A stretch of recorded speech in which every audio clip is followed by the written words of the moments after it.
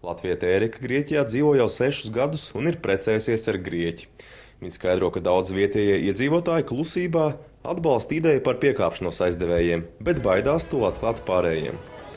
Daudz grieķi ir nikni, ka valdības savu atbildības nastu mēģina nogrūst uz tautas pleciem.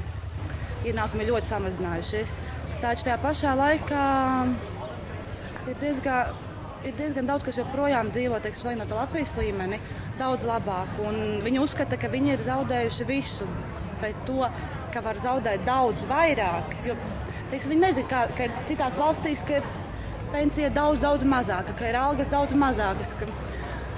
Viņi nezina, ko vēl var zaudēt. Sevišķi smagā situācijā ir pensionāri. Viņi kopš trešdienas tā arī nav saņēmuši savas pensijas un nezina, kad beidzot tiks pie naudas. Εγώ πήρα 120 την Πέμπτη και έχω μείνει με 12 ευρώ και έχω έναν άντρα με κεφαλικό, με νεφρά, με καρδιά, τα ίδια παρόμοια έχω και εγώ και κεφαλικό, τα υπόλοιπα. Pensionāri šobrīd ir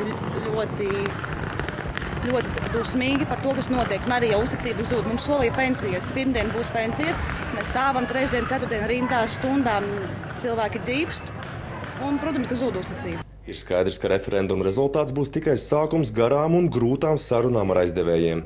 Abām pusēm pacietības mērs ir pilns.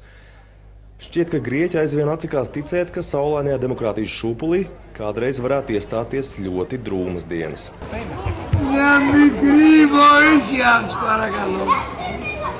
Jānis Zvērs, TV3 ziņas no Atēnām, Grieķijā.